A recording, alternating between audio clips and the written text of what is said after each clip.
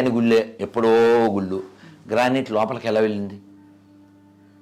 దానికి ఒక విధానం ఉంటుంది.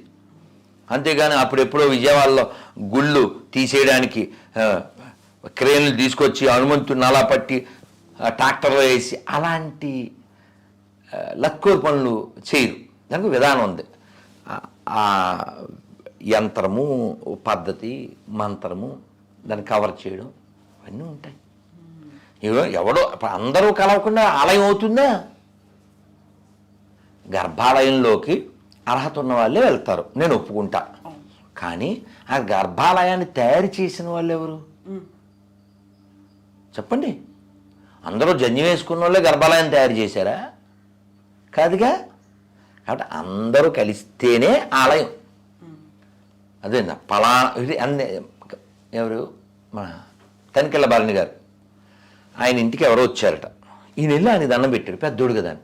ఆయన ఈయనకి దండం పెట్టారంట. అదేమిటండి మీరు నాకు దండం పెట్టారు అని ఈయన అన్నారట. పాట పాడేవు కదయ్యా నువ్వు శివుడి గురించి, నాలో నా శివుడు గలడు, నీలో నా శివుడు గలడు. మరి నువ్వు చెప్పిన ప్రకారం అయితే నాలోనే కాదుగా నీలో కూడా ఉన్నాడు, అందుకని దండం పెట్టి అన్నాడు. అది కదా ఫిలాసఫీ అంట. అర్థం చేసుకోవడం అంటే. ఇంకోటి చెప్తాను, సందర్భం వచ్చింది. అంటే భగవంతుడు ఎవరిని ఇష్టపడతాడు అని చెప్పడానికి చెప్తున్నా. కాశీ నుంచి గంగ నీరు తెచ్చి రామేశ్వరంలో కలపాలి. రామేశ్వరం నుంచి కొంచెం ఇసుక పట్టుకెళ్ళి కాశీలో కలపాలి.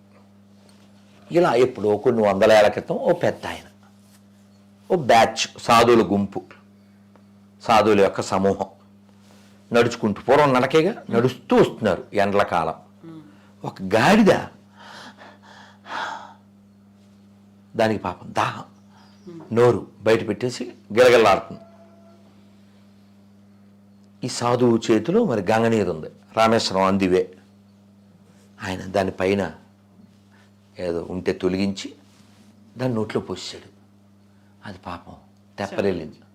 మిగిలిన వాళ్ళు అన్ని 100,000 కిలోమీటర్ల నుంచి నడిచి మోసుకొచ్చి ఇక్కడ రామేశ్వరంలో శివుడికి అభిషేకం చేయకుండా గాడిద నోట్లో పోసావు అన్నారు.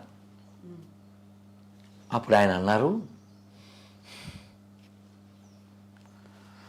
ఆ జీవిలో శివుడు ఉన్నాడు, నేను ఆ జీవిని రక్షిస్తే శివుడు ఆనందపడతాడు. జీవులలో శివుడున్నాడండి, జీవుడే శివుడని తెలియండి, జీవుడే శివుడని తెలియండి, జీవహింస మానండి, జీవహింసతో బ్రతికేవారు శివుని మెప్పు కనలేరండి, జీవులలో శివుడున్నాడండి. ఇలా చూస్తే దైవం అనుగ్రహిస్తాడు. కానీ నువ్వు కేవలం నేను అభిషేకం చేస్తాను, నేను పూలు పెడతాను, మనిషిని నేను చిరాకు పడతాను, దెన్ నో గాడ్. గాడిదలో గాడ్ని చూసినోడి దగ్గర గాడ్ ఉంటాడు. ఈ పోనీ ఇలా చెప్పాను కదా, ఏదో ప్రాస కోసం అనుకోకండి.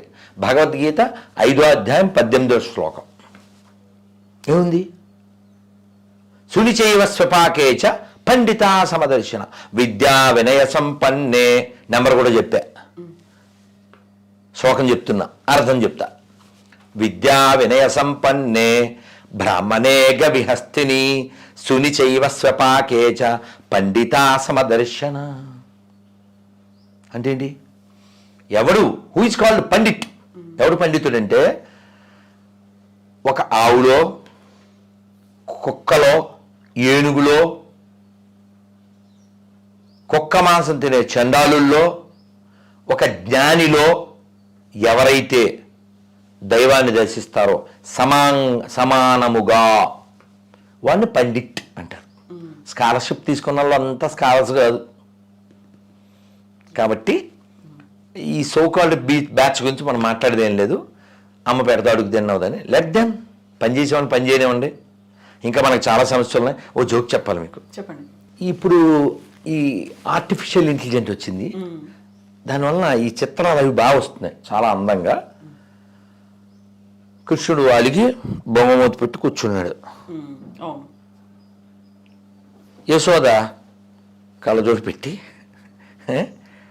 నాన్న ఎందుకురా అలక, నెక్స్ట్ ఇయర్ నీకు కూడా కట్టిస్తారులే మందిరం మధుర గురించి కదా. కానీ యాక్చువల్గా వాడు ఔరంగజేబు గాడు ఆ విగ్రహాన్ని మెట్లలో వేసి చేశాడు. ఇప్పటికి అదే మెంటాలిటీతో ఉంది పరిస్థితి జాతి అంతా. నేను బాధపడే విషయం ఏంటంటే ప్రపంచంలో ఎక్కడ పాడుబడిన మసీదు ఉండదు, ఎక్కడ పాడుబడిన చర్చి ఉండదు, ఎక్కడ మసీద్ నుంచి చర్చి నుంచి డబ్బులు రావు. కానీ మన దేశం ఎంత గొప్పదో, డబ్బులేమో గుళ్ళోంచి ఎత్తిపోతారు, బంగారం గుళ్ళోంచి ఎత్తిపోతారు, ఆలయాలు దేవాలయాలు మింగేస్తారు, కొత్త చర్చి నిర్మాణానికి నియోజకవర్గానికి కోటిస్తుంటారు, పాడైన గుళ్ళు ఇక్కడే ఉంటాయి, హిందువులు మెజారిటీగా ఉంటారు, అన్ని మతాలు సమానం అంటారు. ఎంత ప్రమాదం అసలు. ఎవరు? నువ్వు మీన్స్ అన్నీ ఒకటే అనేటువంటి దగుల్బాజీ ప్లాస్టిక్ హిందూస్ అనాలి. ప్లాస్టిక్ ఫ్రూట్స్ ఎప్పుడన్నా చూసారా? మొన్న నేను ఎక్కడ హైదరాబాద్లో స్వీకార ఉపకారం అని ఉంది కదా, జూబ్లీహిల్స్ పై, నిజంగా అక్కడ ప్లేట్లో చిన్న చిన్న కాయలు ఉన్నాయి, చేత్తో తీస్తే ప్లాస్టిక్ వేయి, జస్ట్ అప్పీర్ లైక్ ఒరిజినల్, చేత్తో తీత్తేగాని తెల్ల అది ప్లాస్టిక్ కాయ. అలాంటి ప్లాస్టిక్ కాయ లాంటి కాయలు ఈ బొద్దుగాళ్ళు అన్నీ ఒకటని చెప్తూ ఇంత నాశనం అయిపోయిన తర్వాత, ఇంత నాశనం అవుతున్న తర్వాత మీకు తెలుసా చాలామంది హిందువుల మగపిల్లలకి పెళ్ళిళ్ళు అవ్వట్లే, పిల్లలు దొరకట్లే. మరి వీడికి ఒక్క పిల్ల దొరకట్లే, వాడికి 4 5 ఎలా దొరుకుతున్నారు? మన పిల్లని ఎత్తుపోయి మరీ చేసుకుంటాడు, తర్వాత ఫ్రిడ్జ్లోనో సూట్ కేసులోనో పంపిస్తారు పార్సిల్, అది వేరే కథ. నువ్వు ఇంకెన్నాళ్ళు ఈ భ్రమలో బతుకుతావు, అది పాయింట్ ఇక్కడ. ఇప్పుడు మనం రాముడి గురించి మాట్లాడుకుంటున్నప్పుడు అసలు రాముడు చరిత్ర కాదు అనే మాట, అదొక పుక్కిటి పురాణం అనే మాట కూడా ఉంది. అసలు ఎందుకని కట్టాల్సిన అవసరం ఉంది అనే మాట ఉంది. ఇప్పుడు మనకు కావాల్సింది బళ్ళు తప్ప గుడులు కాదు అనేది. అదే నేను చెప్పేది అదే. ఈ ఎవడైతే ఇది వాగాడో in the name of secular కుక్క, సరే కుక్కలు హట్ అవుతాయి, ప్రతిసారి వాటిని హట్ చేయలేకపోతున్నాను, కానీ ఇంకో ప్రత్యామ్నాయ పదం దొరకట్లేదు. నక్కలను కూడా అంటానే ఇష్టం లేదు, అవి కూడా అడవిలోనే ఎవరినన్నా ఇబ్బంది పెడతాయేమో తప్ప పబ్లిక్ని కాదు. వీడు స్వతంత్రం వచ్చినప్పటి నుంచి దాదాపు 70 ఏళ్ళ నుంచి ఎవరో యాత్రకి వెళ్తే ప్రజల సొమ్ము ఎందుకు ఎత్తున్నారో దాంతో బళ్ళు కట్టచ్చు అన్నాడా ఒక్క బాడుకో అంటే మీనింగ్ తెలీదు. తర్వాత మళ్ళీ గూగుల్లో చూసి చెప్పు. మా డబ్బులతో మేము గుడి గడితే నీ సలహా ఏమిట్రా చవట, ఎవరంటే వాడికి కదా. హాజ్ యాత్ర ప్రజల సొమ్ము, జెరూసలేం యాత్ర ప్రజల సొమ్ము, ఇంకా నేరుగా చెప్తే మా గుళ్ళో సొమ్ము. పాత బస్తీలో ట్యాక్స్ కరెంటు బిల్లు వసూలు చేయలేని చవట్లు కూడా మాట్లాడమే కదా. అప్పుడు ఎందుకు మాట్లాడరా నువ్వు? మీకు జోక్ చెప్పాలి మళ్ళీ.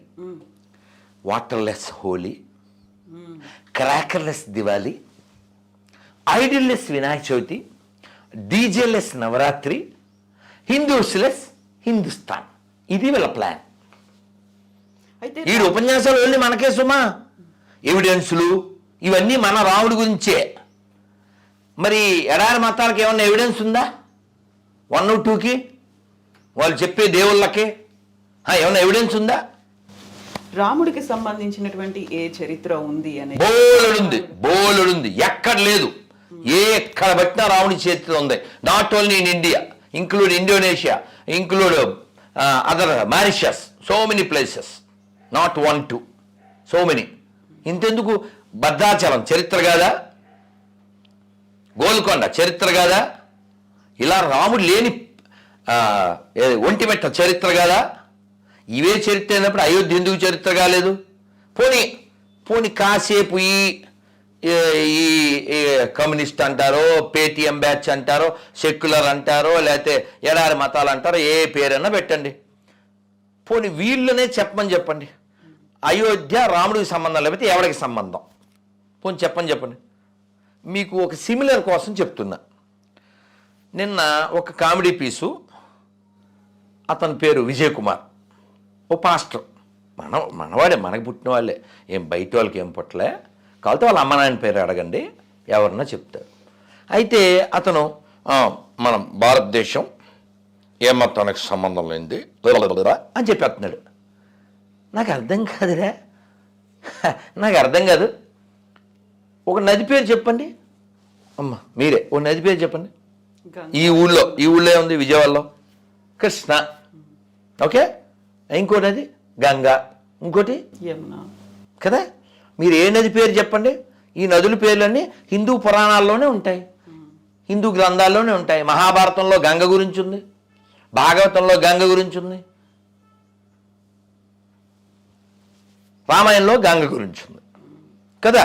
ఈ దొంగల గురించి ఎందుకు ఉంటుందండి కదా. ఇది హిందూ దేశం, ఇది include so called Muslims and Christians also Hindus. నువ్వెవడో చెప్పడానికి? పోనీ నీకు డౌట్ వస్తే డిఎన్ఏ టెస్ట్ చేయి. నాది, అస్దుద్దీన్ది, ఇమానియల్ది, ముగ్గురిది ఒకే డిఎన్ఏ ఉంటుంది. ఎందుకని చెప్పనా? James father Jackson, hi, Jackson father Jaipal, Jaipal father Jairam, grand father ఒక్కడే, గతమంతా మనదొక్కటే. పోని నువ్వు పాటలు పాడేస్తున్నావు రాధమోహన్ దాస్ అంటారేమో. ఈ నా మాటలు కాదు. ఫారూక్ అబ్దుల్లా తెలుసా? ఎవరతను? Jammu Kashmir ex CM. గులాం నబీ ఆజాద్ తెలుసా? అతను కూడా ఎక్స్ సీఎం. ఇద్దరు చెప్పారు. ముఫ్తీ మొహమ్మద్ మెహబూబా, ఆవిడ కూడా ఎక్స్ సీఎం ఆఫ్ కాశ్మీర్. ముగ్గురు చెప్పారు. ముగ్గురులో ఒకరో ఇద్దరో శివుడికి అభిషేకం కూడా చేసి, మా పూర్వీకులంతా హిందువులే, అప్పుడు మెడ మీద కత్తి పెడితే మేము మారాము, మా మూలం ఇదే, ఇస్లాం రాకముందే కాశ్మీర్ ఉంది, శంకరాచార్యుల వారి పీఠం ఉంది. ఇంకా వాళ్ళు చెప్పినా నువ్వు వినవా? కరసేవకుడిగా రాధా మనోహర్ దాస్ ఇప్పటిదాకా ఒక కరడుగట్టిన హిందుత్వవాది లేకుంటే జాతీయవాది ఇవన్నీ అనుకున్నప్పుడు కరసేవకుడిగా కూడా 92లో వెళ్ళొచ్చారు. అప్పుడు జరిగినటువంటి సంఘటనలు సో ట్రెమెండస్, అద్భుతం. అయితే మమ్మల్ని ఎక్కడో ఒక స్కూల్లో ఎక్కడో పెట్టారు, ఇటాల్సీలో దింపేశారు మమ్మల్ని. మేము ఏదో రైలు ఎక్కాం, ఐ థింక్ 92లో జీటీ ఎక్స్ప్రెస్. మమ్మల్ని అక్కడ ఇటాల్సీలో దింపేశారు. ఏవో నిన్నటో రొట్టెలు ఏవో ఉంటే బిస్కెట్లు వాటితో అల్లా సరిపెట్టి తర్వాత మళ్ళీ ఇంకో దాంట్లో తీసుకెళ్ళారు. మొత్తానికి ఫైనల్లీ మేము దాదాపు డిసెంబర్ 6, 92 అంటే నవంబర్ 28 ఎప్పుడో ఒక ప్రెస్ మీట్ పెట్టి పబ్లిక్లో జై శ్రీరామ్ అని చెప్పుకుంటూ మేమంతా రైలు ఎక్కాం, వెళ్ళాం. అదే అక్కడ దింపారు ఇటాల్సీలో. అక్కడి నుంచి మళ్ళీ ఇంకో రైల్లో. మొత్తానికి మంచి చలికాలం కదా డిసెంబర్, అద్భుతంలేండి. అది అంతా తలుచుకుంటేనే ఆనందం. అక్కడ మాకు టెంట్లు వేశారు, కింద గడ్డి ఏవో ఆ పరుపులు ఏవో వేశారు. మాకు అన్ని పూరీలు చపాతీలు ఇవే. ఆ ఇచ్చిన వాళ్ళలో కొందరు ముస్లిమ్స్ కూడా ఉన్నారు. నాకు బాగా గుర్తు. వాళ్ళు ఏవో పచ్చడి పెట్టేవారు, ఊరగాయ లేకపోతే బఠానీ కూర పెట్టేవారు, బెల్లం మొక్కలు కూడా పెట్టేవారు. అలా 1 వీకు అలా మేము చిన్నవాళ్ళం కాస్త అలా సరదాగా తిరుగుతూ అది చూస్తూ, అప్పుడు సెల్ఫీలు సెల్లు ఏం లేవు కదా, మాట్లాడుకుంటూ భజన చేసుకుంటూ అలా గడిచింది. ఆ చుట్టుపక్కల అవి చూస్తూ డిసెంబర్ 6 అలాగే సభ జరుగుతుంది. లక్షల మంది ఉన్నారు, మేము కూడా ఉన్నాం. తర్వాత హఠాత్తుగా జై శ్రీరామ్ నినాదం పెద్దగా పెరిగింది. కరసేవకులు ఆ బానిస కట్టడం దాన్ని చూసి వారు ఇప్పుడు అది రాముడి యొక్క జన్మస్థలం, అక్కడ అది ఉండడం భావ్యం కాదని భావించారు. వందల వేల మంది ఒక్కసారిగా వెళ్ళారు. ఆ కట్టడం 12 ఆ టైం మధ్యాహ్నానికి ఆ పైన డోమ్ కూలింది. తర్వాత 5 సాయంత్రానికి 6 క్లియర్ అయింది. రాత్రి 12 రాత్రి 10 ఆ టైం నుంచి అవి తొలగించడం జరిగింది. రాముడి యొక్క జన్మభూమిలో తాత్కాలికమైన నివాసాన్ని మళ్ళీ పునర్నిర్మాణం ఊరికే ఇటుకలు ఒక టెంట్ లాగా టెంట్ వేసి ఆ ఇటుకలు సిమెంటు పేర్చిన చేతుల్లో నా చేతులు కూడా ఉన్నాయి. అది రామచంద్రమూర్తి యొక్క అనుగ్రహం. మీరు చూడొచ్చు